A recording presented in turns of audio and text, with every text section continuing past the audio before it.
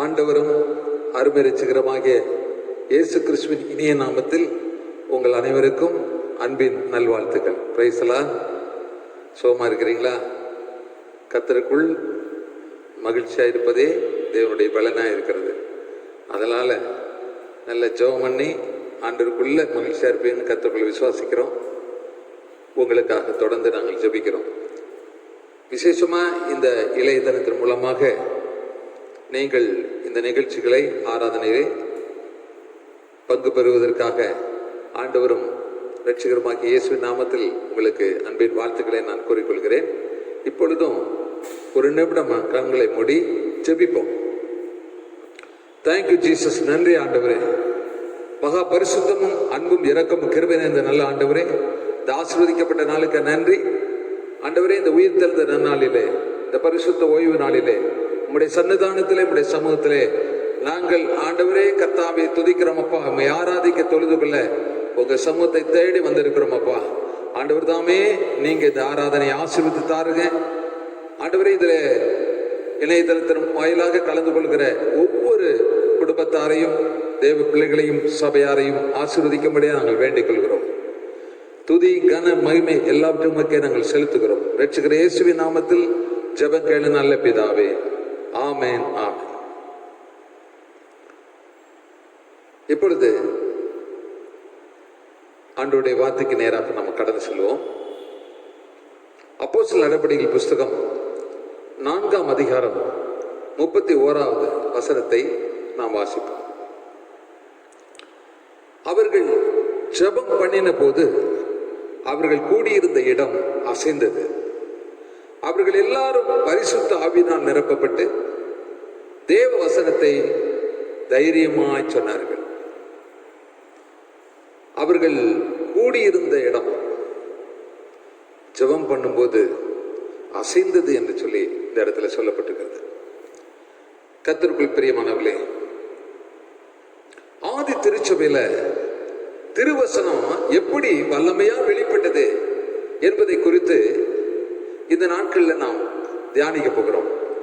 ஜனங்கள் எப்படிப்பட்டவர்களா இருந்தாங்க, ஜனங்களுக்கு மத்தியில ஆண்டவர் ஆவியானவர் எப்படி கிரியை செய்தார், ஆதிகால அப்போஸ்தல ஊழியத்துல திருவசனம் என்னமாயிற்று என்ற ஒரு 3 காரியத்தை உங்களோடு கூட இந்த செய்தியின் மூலமாக பகிர்ந்து கொள்ளும்படி பரிசுத்த ஆவியானவர் திருவுளம் பெற்றுகிறார்.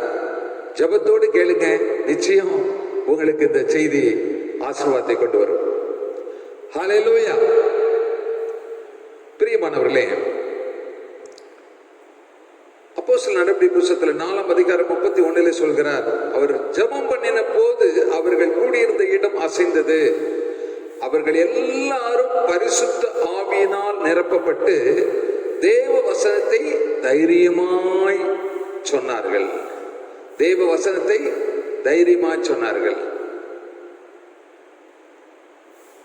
இன்றைக்கு ஆண்டவருடைய வசனத்தை தைரியமா சொல்வதற்கு இன்றைக்கு அநேகர் என்ன செய்றாங்க? முற்படுவது கிடையாது.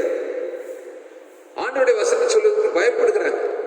மற்றவங்கள்ட்ட ஆண்டவருடைய வசனத்தை பகிர்ந்து கொள்வதில் பயப்படுறாங்க, தைரியமா சொல்வதில் பயப்படுறாங்க. ஆனா ஆதிகால அப்போஸ்தலர் நாட்கள்ல அப்போஸ்தலர்கள் யாரும் பயந்துதான் தெரியாது. யாரும் பயந்து போகாம தைரியமா ஆண்டவருடைய வசனத்தை பேசுறதை குறித்து நம்ம பார்க்கிறோம். அப்போஸ்தலர் நடபடிகள் புத்தகம் 4ஆம் அதிகாரம் 30ஆம் வசனத்தை பாருங்க. அதுல பின்பகுதி, உம்முடைய ஊழியக்காரர் உம்முடைய வசனத்தை முழு தைரியத்தோடு சொல்லும்படி அவர்களுக்கு அனுக்கிரகம் செய்தலும் என்றார்கள். உம்முடைய ஊழியக்காரர்கள் முழு தைரியத்தோடு உம்முடைய வசனத்தை முழு தைரியத்தோடு சொல்லும்படி அவர்களுக்கு அனுக்கிரகம் செய்தலும் என்று ஆண்டவரை நோக்கி மன்றாடுகிறார்கள். இன்னைக்கு உலகம் எங்கும் ஆண்டவருடைய வார்த்தை பரிசுத்தவான்கள் மூலமாக, தேவ ஊழியக்காரர்கள் மூலமாக பிரசங்கிக்கப்பட்டு வருகிறது. தேவனுடைய பிள்ளைகளும் சத்தியத்தை மற்றவர்களுக்கு பிரசங்கித்து வருகிறார்கள். ஆதலால் ஆதி திருச்சபையில் திருவசனம் எப்படி கிரியை செய்தது, எப்படி வெளிப்பட்டது என்று சொல்லி பார்க்க தைரியமாய் சொன்னார்கள் என்று பார்க்கிறோம். இரண்டாவது, அப்போஸ்தலர் நடவடிக்கைகள் புத்தகம் 13ஆம் அதிகாரம் 5ஆம் வசனம் சொல்லப்படுகிறது. நீ தேவ வசனத்தை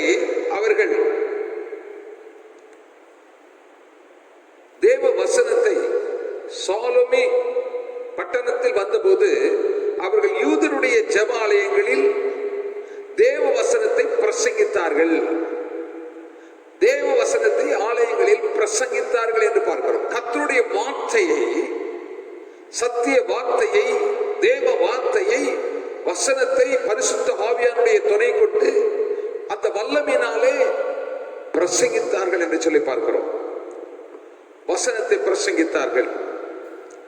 அன்னைக்கு ஆண்டவர் அப்போஸ்தலனாகிய பவுலோடு கூட ஆண்டவர் பேசினார். அப்போஸ்தலர் புத்தகத்துல 18ஆம் அதிகாரத்துல 9வது 10வது வசனத்தை நீங்க பார்ப்பீர்கள் என்றால், நீ பயப்படாமல் பேசு, மௌனமாயிராதே. அப்படின்னா பவுல் ஆண்டவர் சொல்றாரு, நீ யாரை கண்டு பயப்படாதப்பா, என்னுடைய வார்த்தையை நீ சொல்வதற்கு, பிரசங்கிப்பதற்கு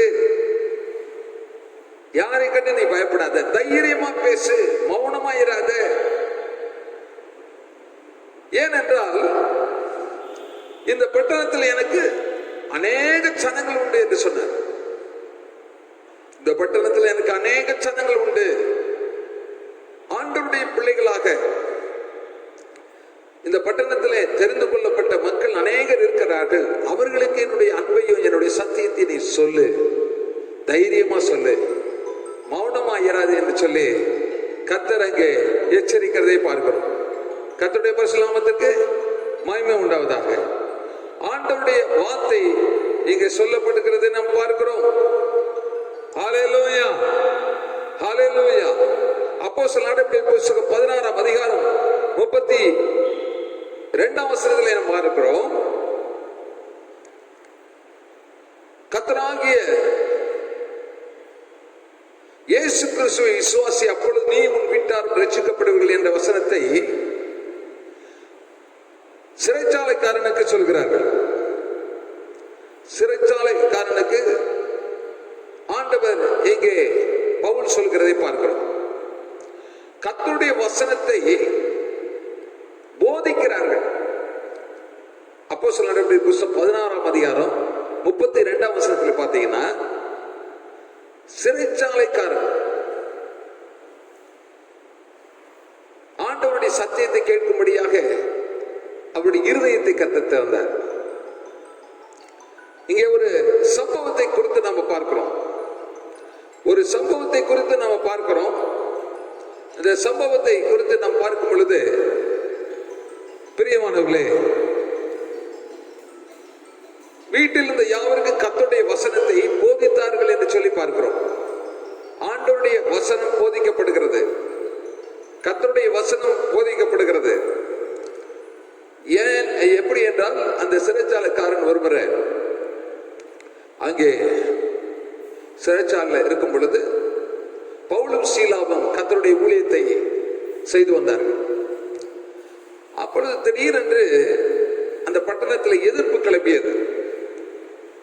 பிறகு அவர்களை பிடித்து அவர்களை அடித்து அதிகாரிகளிடத்தில் போய் சொல்லி சிறைச்சாலையிலே அடைக்கும்படி கேட்டுக்கொண்டார்கள். அந்த பவுலை அவர்கள் உடன் இருந்த ஊழியர் சீலாவையும் 2 பேரையும் சிறைச்சாலையிலே அடைத்தார்கள். இவர்கள் ஒன்றும் அதை குறித்து பயப்படல. நடுராத்திரி எழுந்து பவுலும் சீலாவும் கர்த்தரை பாடி துதித்து ஆராதனை செய்கிறாங்க. ஆண்டவரை பாடி துதித்து ஆராதனை செய்யும் பொழுது கர்த்தருடைய தூதன் இறங்கி வருகிறார். கர்த்தருடைய தூதன் இறங்கி வந்து அந்த சிறைச்சாலையின் அஸ்திபாரங்கள் அசையும்படிக்கு அந்த கதவுகள் எல்லாம் திறவுண்டதை பார்க்கிறோம். கதவுகள் கதவுகள் திறப்பது மாத்திரமல்ல, அஸ்திபாரங்கள் குலுங்கி அசைந்து எல்லாம் கீழே விழுந்தது.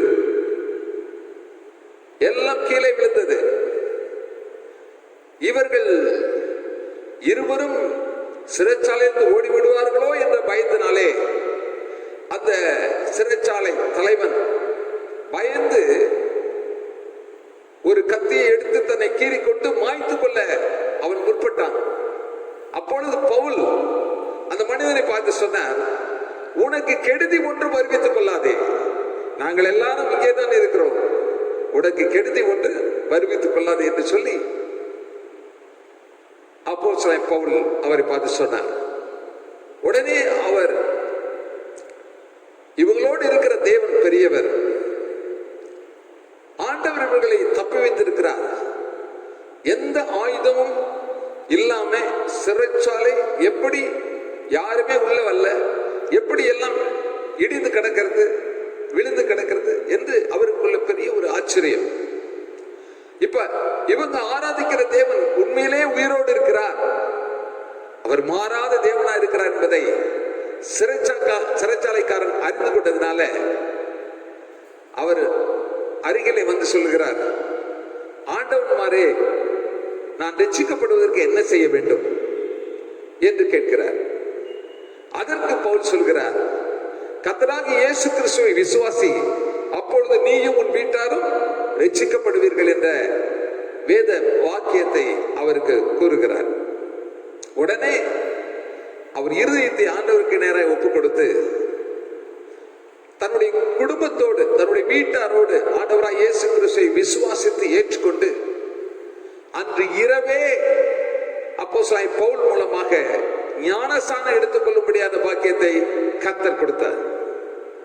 கர்த்தர் அவர்களுக்கு கிருபை செய்தார். ஹல்லேலூயா. எனக்கு அன்பான கிறிஸ்துவுக்குள் பிரியமானவர்களே, இன்றைக்கும் இயேசு கிறிஸ்து யாரெல்லாம் அவரை சொந்த இரட்சகராய் ஏற்றுக்கொள்கிறார்களோ, பாவத்தை அவர்களிடத்தில் அறிக்கை எடுக்கிறார்களோ, பாவத்தை மன்னித்து நோய்களிலிருந்து விடுதலை கொடுத்து அவர்கள் சாபத்தை போக்கி அவர்களை இரட்சித்து அவர் தம்முடைய பிள்ளையாக சேர்த்துக் கொள்ள இன்றைக்கும் அவர் உண்மை உள்ளவராக இந்த பூமியில் இருக்கிறார். ஆமென். ஹல்லேலூயா. கர்த்தருக்குள் பிரியமானவர்களே, இங்கே பார்க்கிறோம், மூன்றாவது கர்த்தருடைய வசனத்தை போதித்தார்கள், சிறைச்சாலை தலைவனுக்கு போதித்தார்கள் என்று சொல்லி பார்க்கிறோம். நான்காவதாக அப்போஸ்தலர் 18ஆம் அதிகாரம் 11வது வசனத்திலே பார்க்கிறோம், அப்போஸ்தலன் பவுல் 1 வருஷமும் 6 மாதமும் அங்கே தங்கி தேவ வசனத்தை அவர்களுக்குள்ளே உபதேசம் பண்ணி கொண்டு வந்தான் என்று சொல்லி பார்க்கிறோம். 1 வருஷமும் 6 மாதமும் அங்கே தங்கி ஆண்டவருடைய வேத வசனத்தை அவர்களுக்கு உபதேசம் பண்ணி கொண்டு வந்தார், உபதேசம் பண்ணி கொண்டு வந்தார்கள் என்று சொல்லி பார்க்கிறோம். ஹல்லேலூயா. அப்ப எந்த அளவுக்கு அப்போஸ்தலன் பவுலுக்குள்ள ஒரு ஆத்தும தாகம் இருக்கு என்று பாருங்க. ஜனங்கள் மீட்கப்பட வேண்டும், ரட்சிக்கப்பட வேண்டும், மனம் திரும்ப வேண்டும் என்பதற்காகத்தான் இந்த உலகத்துக்கு இயேசு வந்தார்.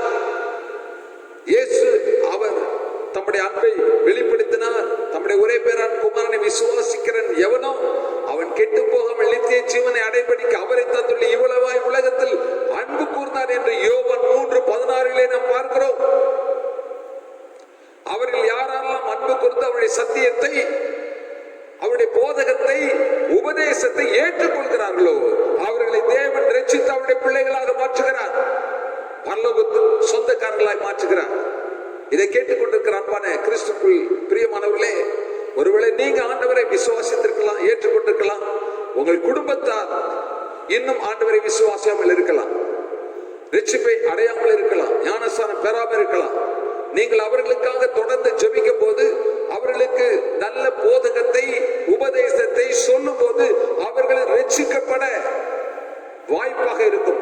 இந்த நாட்களிலே அதை நழுவ விட்டு விடாதீர்கள். இது கிருபையின் காலம், ரட்சிப்பின் காலம், அனுக்கிரகத்தின் காலத்தில் இருக்கிறோம். இனி கொடிய காலம் வரப்போகிறது. ஆண்டவராக இயேசு கிறிஸ்துவின் வருகையின் காலம் நெருங்கி கொண்டிருக்கிறது.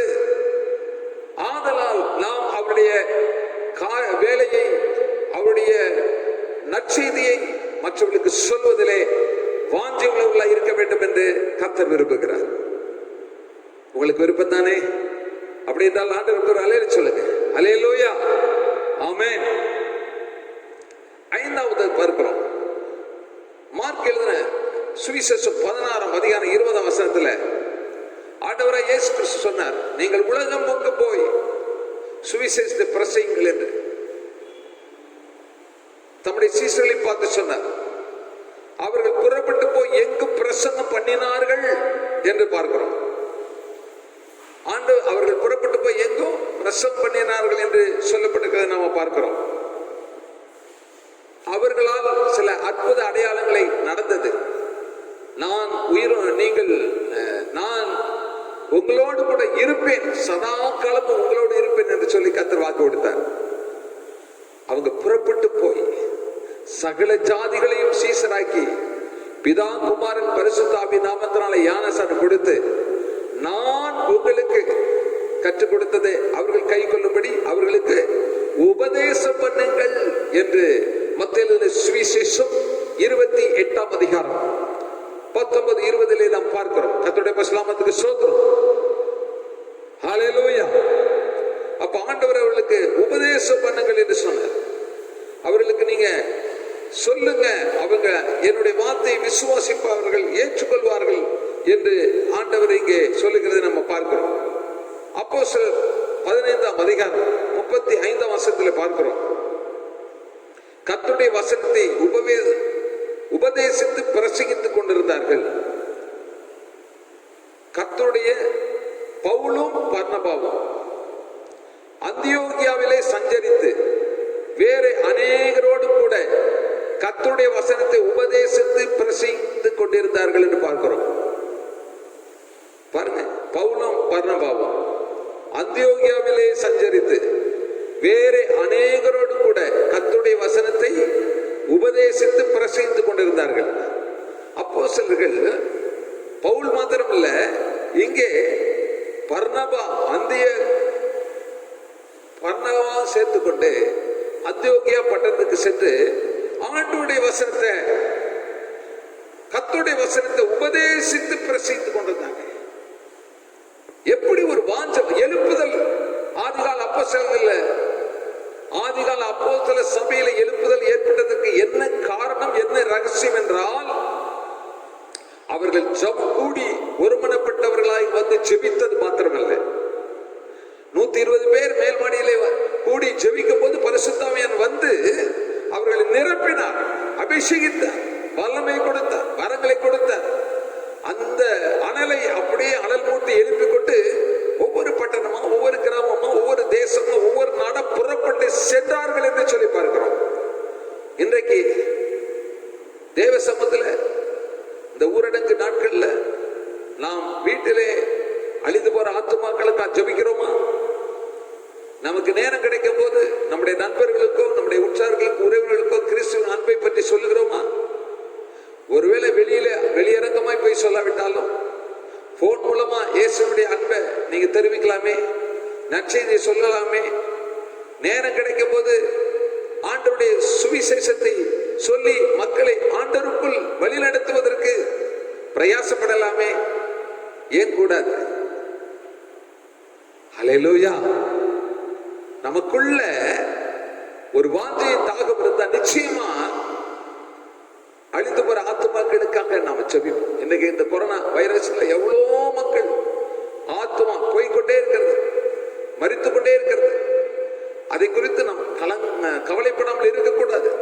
ஆண்டவரே, நீங்க படைத்த ஆத்துமாக்கள் இந்த நோயினால் தாக்கப்பட்டு சென்று கொண்டிருக்கிறார்களே, இந்த நோய் சீக்கிரமாக நீங்கி எங்கள் தேசத்துல ஒரு சமாதானம் உண்டாகணும்.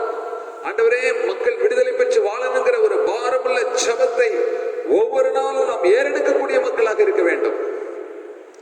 சுவிசேஷத்தை, நற்செய்தியை அவர்கள் ஏற்றுக்கொள்ளாமல், ரட்சிக்கப்படாமல் ஒரு ஆத்மா அந்த உலகத்தை விட்டு போகிறதுன்னு சொன்னா நாம் வேதனைப்படணும். ஏன்னா அந்த ஆத்மாவுக்காக ஆண்டவராய் இயேசு கிறிஸ்து தன்னுடைய ஆத்மாவை மரணத்தில் ஊற்றினார், சிலுவையின் மரணத்திலே ஊற்றினார் என்று சொல்லி பார்க்கிறோம். எனக்கு அன்பான கிறிஸ்துவின் பிரியமானவர்களே, ஆதலால் ஆண்டவருடைய வார்த்தையை, வசனத்தை, கர்த்தருடைய வசனத்தை உபதேசித்து பிரசங்கிக்க வேண்டும், மக்களுக்கு எடுத்து சொல்ல வேண்டும் என்று தேவன் விரும்புகிறார். எத்தனை பேர் அப்படி சொல்லிக் கொண்டிருக்கிறீங்க? ஒரு நாளையாவது ஒரு ஆத்மாவுக்கா ஜெபிக்கிறீங்களா? ஒரு நாளுக்காவது ஒரு பட்டணங்களுக்காக, தேசங்களுக்காக ஜெபிக்கிறீங்களா? குடும்பங்களுக்காக ஜெபிக்கிறீங்களா? ஒரு ஆத்மாவுக்காக சத்தியத்தை சொல்ல வேண்டும் என்று பிரயாசப்படுகிறீங்களா? சற்று எண்ணி பாருங்க. நாட்கள் கடந்து போய்கொண்டே இருக்கிறது. நாட்கள் கடந்து கொண்டு போய்கொண்டிருக்கிறது. கடைசி நாட்கள் நாம் வந்திருக்கிறோம். ஆதலால் எனக்கு அன்பான கிறிஸ்துவின் பிரியமானவர்களே, ஆறாவதாக நாம பார்க்கிறோம், அப்போஸ்தலர் நடவடிக்கைகள் புத்தகம் 18ஆம் அதிகாரம் 28ஆம் வசனத்துல ஆண்டவர் அவன் அங்கே வந்த பின்பு வெளியரங்கமாக யூதர்களுடனே பலமாய் தர்க்கம் பண்ணி இயேசுவே கிறிஸ்து என்று வேத வாக்கியங்களால்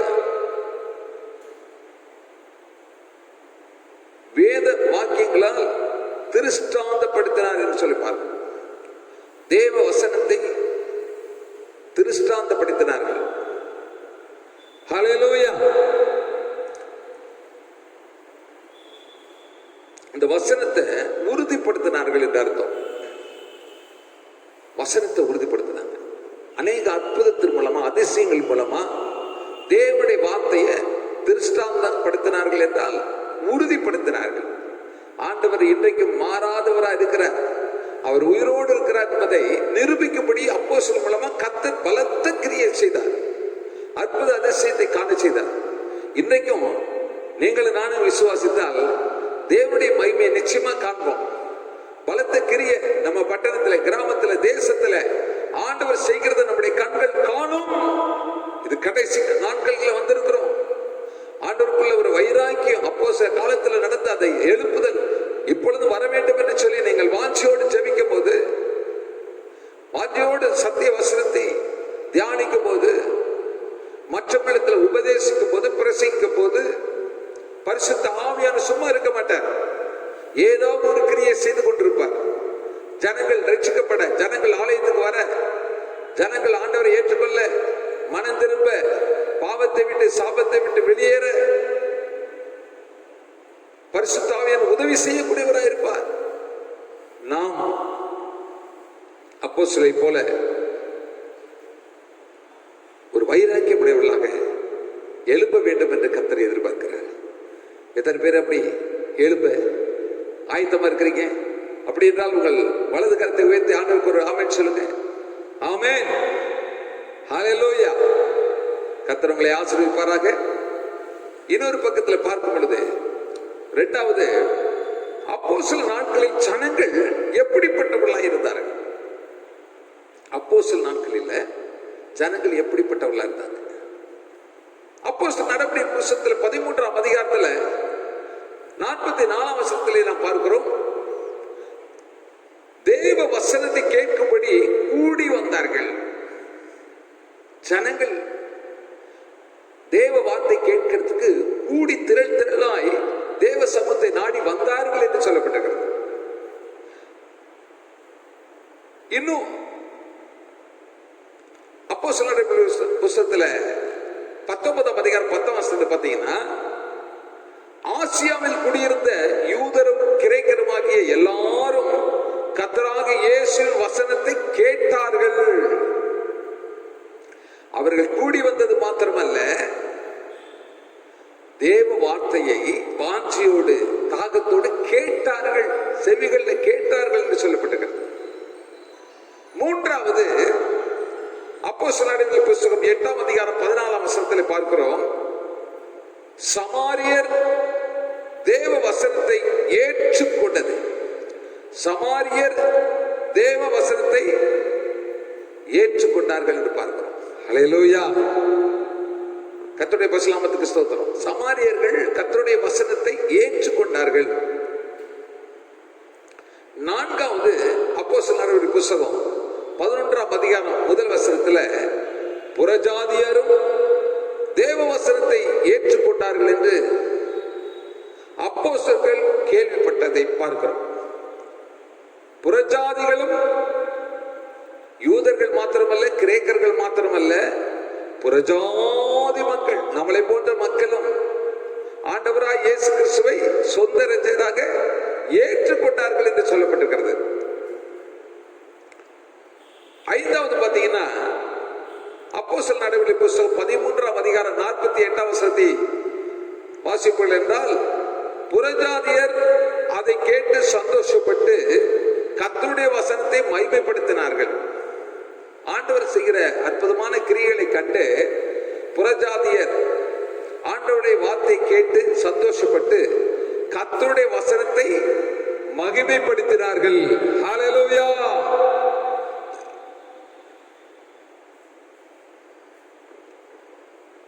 ஆறாவது பாருங்க, அப்போஸ்தலர் நடவடிக்கை புத்தகம் 17ஆம் அதிகாரம் 11ஆம் வசனத்துல வேத வசனத்தை அவங்க ஆராய்ந்து பார்த்தார்கள் என்று சொல்லி பார்க்கிறோம். அந்த பட்டணத்தார் மனோவாஞ்சியாய் வசனத்தை ஏற்றுக்கொண்டு தினந்தோறும் வேத வாக்கியங்களை ஆராய்ந்து பார்த்தார்கள். அதனால் நற்குணசாலிகளாய் இருந்தார்கள். எந்த பட்டணத்தார்? பெரோயா பட்டணத்தார். பெரோயா பட்டணத்தார் கர்த்தருடைய வசனத்தை ஏற்றுக்கொண்டு மனோவாஞ்சையாய் தினந்தோறும் வேத வாக்கியங்களை ஆராய்ந்து பார்த்தார்கள். ஹல்லேலூயா. இன்னைக்கு நாம் வேத வசனங்களை ஆராய்ந்து பார்க்கிறோமா? எத்தனை பேர் ஒவ்வொரு நாளும் தேவ வசனத்தை மெடிடேஷன் பண்றீங்க? வேத வசனத்தை உட்கார்ந்து தியானிக்கிறீங்க? நேரம் கிடைச்சா செல்ல எடுத்து பார்த்துட்டு இருக்கீங்க, செல்ல எடுத்து தியானிச்சுட்டு இருக்கிறீங்க, அதானே? இதுதான் நீங்க உங்களுடைய ரொட்டீனா, உங்களுக்கு யூசுவல் காரியமா இருக்கு. அதுல உண்மையிலே ஆண்டவருடைய வசனத்தை தியானிக்கிறீங்களா இல்ல மற்ற காரியங்களை தியானிக்கிறீங்களான்னு ஒன்னும் புரியல. ஏன் அப்படின்னா, இந்த நாட்கள்ல பெரோயா பட்டணத்தார் மனவாஞ்சியாய் தேவனுடைய வார்த்தை கேட்பதற்கு இருதயத்தை ஒப்பு கொடுத்திருந்தார்கள். அதனாலதான் இந்த வேத வாக்கியங்களை ஒவ்வொரு நாளும் ஆராய்ந்து பார்த்ததுனால நற்குணசாலிகளாய் இருந்தார்கள். ஆமென் சொல்லுங்க. அல்லேலூயா. நல்ல குணம் வந்தது, நல்ல சிந்தை வந்தது, நல்ல எண்ணங்கள் வந்தது, நல்ல செயல்பாடுகள் வந்தது. நல்ல முதல்ல அதுதான் தேவை. நம்ம வேத வசனத்தின்படி ஒவ்வொரு நாளும் காலையில எழுந்தன ஆண்டவரை துதித்து செபித்து ஆராதனை செய்து ஆண்டவருடைய வசனத்தை படித்து கொஞ்ச நேரம் வார்த்தையை மெடிடேஷன் பண்ணீங்கன்னா, தியானித்தீங்கன்னா, அது உங்க உள்ளத்துல சந்தோஷத்தை சமாதானத்தை கொண்டு வரும். உங்க குடும்பத்துக்கு ஆசீர்வாதத்தை கொண்டு வரும். நீங்கள் கைது செய்த வேலைகள், தொழில்கள், வியாபாரங்கள்ல ஒரு விருத்தியை கர்த்தர் கொடுப்பார். ஹல்லேலூயா. நீங்க பெரோயா பட்டணத்தார் போல நம்ம பட்டணத்துல இருக்கிற எந்த பட்டணத்துல நீங்க இருந்தாலும் சரி, எந்த கிராமத்தில் இருந்தாலும் சரி, எந்த தேசத்துல இருந்தாலும் சரி, மனம் வாஞ்சியா வசனத்தை என்ன செய்யணும்? தியானிக்க கற்றுக்கொள்ளணும். ஆண்டவரே, உங்களுடைய வார்த்தையை நான் தியானிக்க போகிறேன், நீங்க என்னோடு பேசுங்கன்னு நீங்க கேட்கணும். அப்பதான் ஆண்டவர் உங்களோடு கூட வசனத்தின் மூலம் பேசுவார். ஹல்லேலூயா. நீங்கள் அமர்ந்திருந்து நானே தேவன் என்று அறிந்து கொள்ளுங்கள் என்று கர்த்தர் சொல்கிறார். நாம் அறிந்து கொள்ளணும். தேவனாய் கர்த்தர் வேதத்தின் வாயிலாக என்னோடு பேசுவார், எனக்கு நல்ல ஆலோசனை கொடுப்பார். ஹல்லேலூயா. ஏனென்றால் கர்த்தருடைய வசனம் சொல்லுது, கர்த்தர் உன்மேல் கண்ணை வைத்து உனக்கு ஆலோசனை சொல்லுவார். நம்ம மேல கண்ணை வைத்து நமக்கு ஆலோசனை சொல்றாராம். நல்ல ஜெபம் பண்ணு, நல்ல வேதம் வாசி, என்னுடைய மன வாஞ்சியோடு கூட எல்லாத்தையும் நீ செய்ய, மற்றவங்களுக்கு என்னுடைய நாமத்தை சொல்லு, பிரசங்கி, போதி, உபதேசம் பண்ணு, புத்தி சொல்லு, கடிந்து கொள்ளு, எச்சரி என்ற வார்த்தைகள் எல்லாம் அவருடைய பிள்ளைகளுக்கு தேவன் கொடுக்கக்கூடியவராக இருக்கிறார். ஆமென் சொல்லுமா? ஆமென். ஹல்லேலூயா. இன்னைக்கு நாம் எப்படிப்பட்டவர்களாய் காணப்படுகிறோம்? சற்று சிந்தித்து பார்ப்போம். இப்பொழுது சொல்லப்படுகிற அப்போஸ்தலர் நடபடியில் ஜனங்கள் எப்படிப்பட்டவர்களா இருந்தார்கள் என்று சொல்லப்பட்டிருக்கிறத நம்ம தியானிச்சோம். என்னன்னு, வேத வசனத்தை கேட்கும்படி கூடி வந்தாங்க. இரண்டாவது, அந்த வசனத்தை அவர்கள் வாஞ்சோடு கேட்டாங்க. மூன்றாவது, வார்த்தை ஏற்றுக்கொண்டார்கள். நான்காவது, புறஜாதியரும் தேவவசனத்தை ஏற்றுக்கொண்டவர்களாய் மாறினார்கள். ஐந்தாவது, தேவ வார்த்தை மகிமைப்படுத்தினார்கள். ஆறாவது, ஆராய்ந்து பார்த்தார்கள். கர்த்தருடைய வார்த்தையை ஆராய்ந்து பார்த்தார்கள். கடைசியாக மூன்றாவது, ஆதிகால அப்போஸ்தலர் ஊழியத்தில் திருவசனம் என்னவாயிற்று, திருவசனம் என்னவாயிற்று என்பதை குறித்து ஒரு சில வசனத்தின் மூலமா பரிசுத்தாவியானவர் உங்களோடு பேசுவாராக. முதலாவது, அப்போஸ்தலர் புத்தகம் 13ஆம் அதிகாரம் 49ஆம் வசனத்தை நீங்க பார்த்தீங்கன்னா, கர்த்தருடைய வசனம் அத்தேசம் எங்கும் பிரசித்தமாயிற்று. கர்த்தருடைய வசனம் அத்தேசம் எங்கும் பிரசித்தமாயிற்று பார்க்கிறோம்.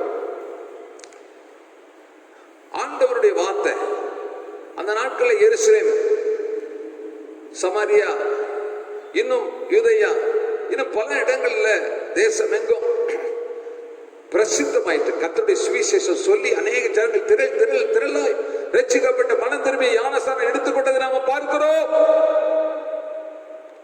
பிரசித்தமாயிற்று கர்த்தருடைய வசனம். இன்றைக்கு நம்முடைய பட்டணங்களில், தேசத்துல, கிராமங்களில் பிரசித்தமாக வேண்டும் என்றால் நீங்கள் நானும் ஜெபிக்க வேண்டும். ஹல்லேலூயா. ஆண்டவருடைய வார்த்தையை பிரசித்தப்படுத்த வேண்டும். இரண்டாவது, அப்போஸ்தலர் புத்தகம் 6ஆம் அதிகாரம் 7ஆம் வசனத்தை பாருங்க.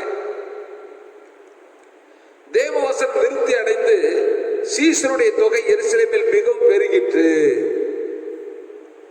வேத வசனம் விருத்தி அடைந்து சீசருடைய தொகை எருசலேமில் பெருகிற்று என்று பார்க்கிறோம். ஹல்லேலூயா. இந்த வருஷத்தினுடைய வாக்குத்தத்தம் என்ன? நம்முடைய சபையில் இந்த வருஷம் வாக்குத்தத்தத்தை கர்த்தர் கொடுத்தாரு. ஆதியாகமம் 35:11, நான் சர்வ வல்லமையுள்ள தேவன், நீ பலுகி பெருகுவாயாக. ஆபிரகாம் பார்த்துக்க, ஆண்டவர் நீங்க சர்வ வல்லமையுள்ள தேவனாய் கர்த்தர், பலுகி பெருகும்படியான பாக்கியத்தை கர்த்தர் கொடுக்கிறவர் என்று எண்ணி ஆபிரகாம், ஈசாக்கு, யாக்கோபு இவர்கள் எல்லாம் தேவன் என்ன செஞ்சார்? ஆசீர்வதித்தார் என்று சொல்லி பார்க்கிறோம். ஹல்லேலூயா. நீ பலுகி பெருகுவாயாக. ஆண்டவருடைய பிள்ளைகள் பலுகி பெருக வேண்டும் என்று கர்த்தர் எதிர்பார்க்கிறார்.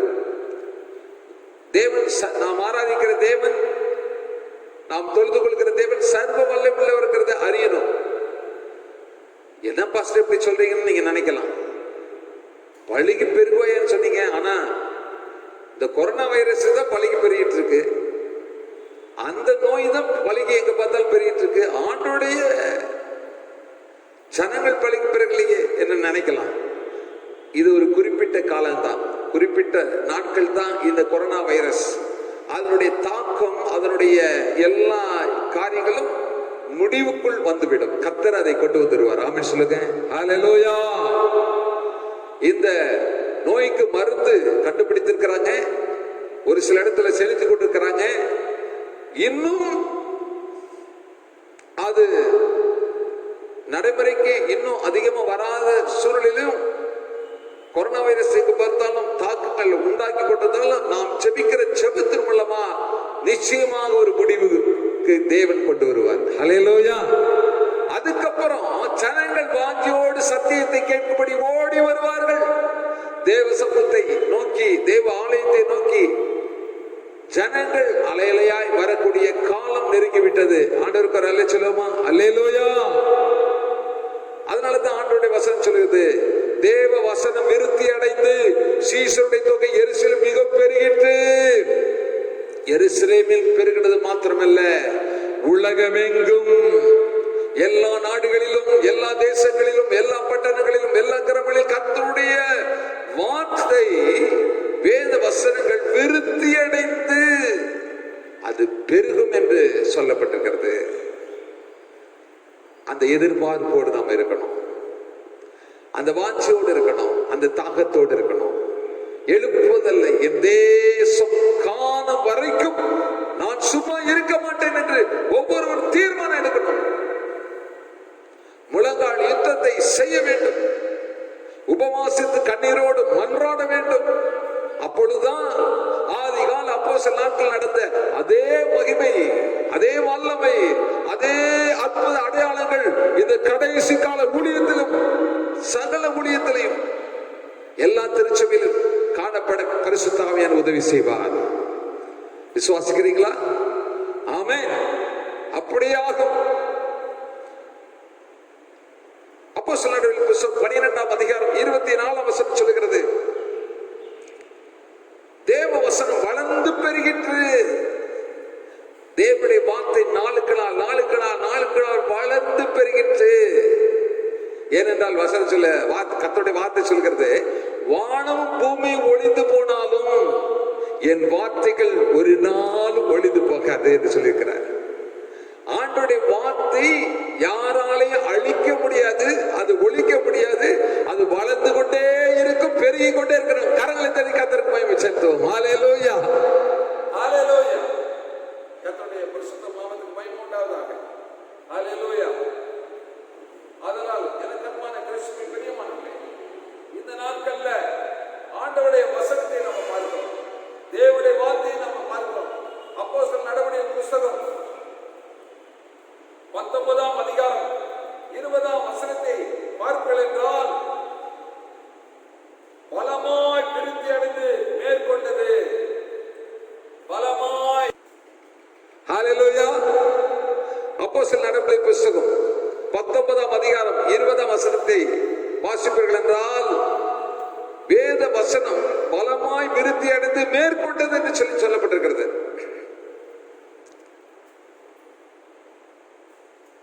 19ஆம் வசனத்தில் பார்த்தீங்கன்னா மாயவித்தைக்காரனை குறித்து சொல்லப்பட்டிருக்கிறது.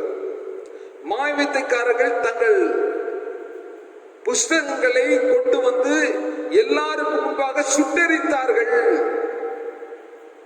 அதான் வேத வசனம் பரப்ப. அந்த வேத வசனம் கிரியை செய்ய செய்ய மந்திரவாதிகள் மறந்துருப்பாங்க, மாயவித்தைக்காரெல்லாம் மறந்துருப்பாங்க. புஸ்தகத்தெல்லாம் கொண்டு வந்து என்ன செய்யறாங்க? எரிக்கிறாங்க. அந்த எரிக்கப்பட்ட புஸ்தகத்தினுடைய தொகையை என்னும் போது 50,000 வெள்ளி காசு கண்டார்கள். வெள்ளி காசாக கண்டார்கள். அந்த அளவுக்கு வேத வசனம் விருத்தி அடைகிறது, பெருகிற்று என்று பார்க்கிறோம். விருத்தி அடைந்து மேற்கொண்டது, ஜனங்களை மேற்கொண்டது, மந்திரவாதிகளை மேற்கொண்டது, சாப கட்டில் இருக்கிற ஜனங்களை மேற்கொண்டது. எது? ஆண்டவருடைய வசனம், தேவ வார்த்தை. எனக்கு அன்பான கிறிஸ்துவுக்குள் பிரியமானவர்களே, இன்றைய கிறிஸ்தவர்களாகிய நம்மில், கிறிஸ்துவ சபைகளில், கிறிஸ்துவ ஐக்கியங்களில் திருவசனத்தின் நிலை என்னவா இருக்கிறது? எப்படி இருக்கிறது? சற்று எண்ணி பாருங்க. பலமாய் கிரியை செய்கிறதா அல்லது மந்தமாய் கிரியை செய்கிறதா? ஏன் அந்த நிலைமை? நமக்குள்ள இருக்கிற வைராக்கிய வாஞ்சை இன்னும் பெருகும் போதுதான், நமக்குள்ள இருக்கிற ஜெப வாழ்க்கை பெருகும் போதுதான், துதியின் சத்தம் உயரும் பொழுதுதான், ஆண்டவருடைய வசனத்தை எந்த அளவுக்கு நாம் தியானம் பண்ணி கர்த்தருக்குள்ள நாம் வளர்ச்சி அடைகிறோமோ அந்த அளவுக்கு தேசத்துல விருத்தி அடையும். ஆண்டவருடைய வசனம் விருத்தி அடையும், ஜனங்களுக்குள்ள கர்த்தருடைய வசனம் விருத்தி அடையும். ஆமென் சொல்லுங்க. ஹல்லேலூயா. கர்த்தருக்கு ஸ்தோத்திரம் உண்டாவதாக. அதனால இந்த கடைசி கால எழுப்புதலின் போது ஆதி திருச்சபையில் அப்போஸ்தலர் மூலம் நடந்த அதே அற்புத அடையாளங்கள் நடக்கும் என்பதில் எந்த விதமான சந்தேகம் இல்லை. ஆதிகால அப்போஸ்தலர் நாட்களில் எப்படி ஆண்டவர் தம்முடைய வல்லமை வெளிப்படுத்தினாரோ, ஊமையர் பேசினார்கள், நொண்டிகள் நடந்தார்கள். ஆதிகால நாட்கள்ல பேதுரு அவர் நிழல் பட்டு அநேகர் சுகமடைந்தார்கள். அப்போஸ்தலன் பவுல் போட்டிருந்த உருள்மால்களை கழட்டி தூக்கி வீசும் பொழுது வியாதிஸ்தர்கள் மேல் அந்த உருள்மால்கள் போய் படும் பொழுது சுகமடைந்தார்கள்.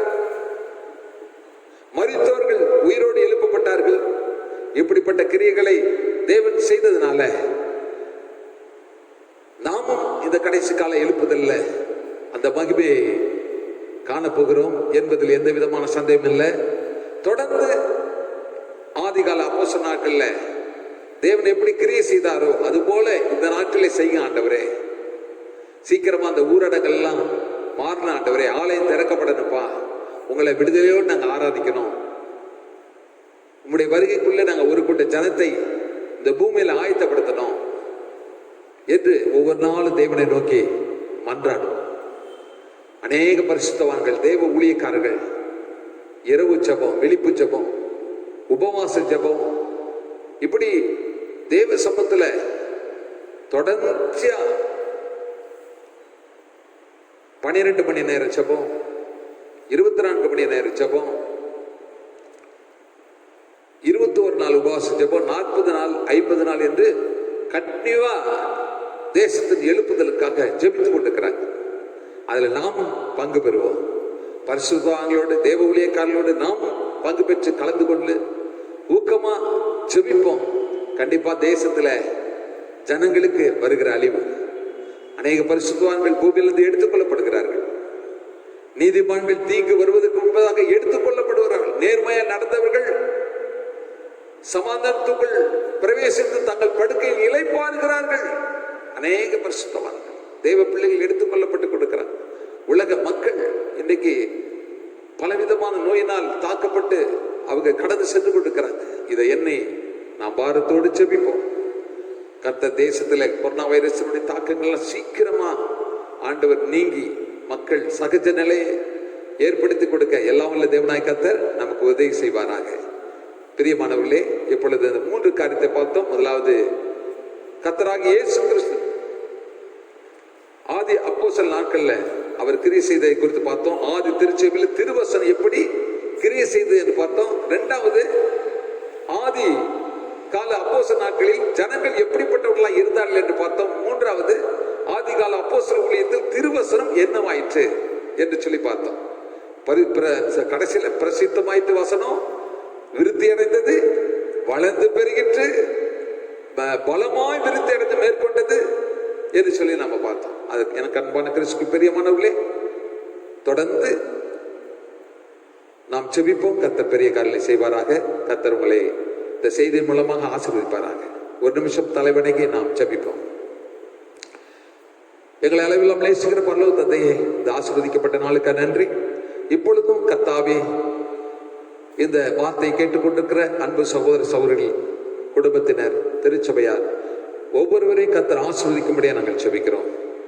பரிசுத்த ஆவியானவர் இந்த நாட்கள்ல அப்போ சில காலங்கள்ல எப்படியெல்லாம் தேவ வார்த்தைகள் கிரியை செய்தது, வெளிப்பட்டது, ஜனங்கள் எப்படிப்பட்ட மக்களாக இருந்தார்கள் என்பதை குறித்து நாங்கள் தியானிக்க உதவி செய்ததற்காக நன்றி.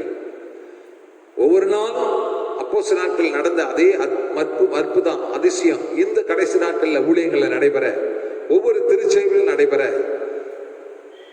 தேவ ஊழியக்காரர்களை வல்லமையா எடுத்து பயன்படுத்துங்க. தேவ பிள்ளைகளை, தேவ மக்களை வல்லமையா எடுத்து பயன்படுத்துங்க. வரங்கள வல்லமைகள் பரிசுத்தாவினுடைய பலத்தை கொண்டு அவருடைய வல்லமையினாலே வரங்களையும் கிருபைகளையும் பெற்றுக்கொண்டு தேவனுக்கென்று எழுப்பி பிரகாசிக்கிற உணர்ச்சிகளை மாற்றுங்க.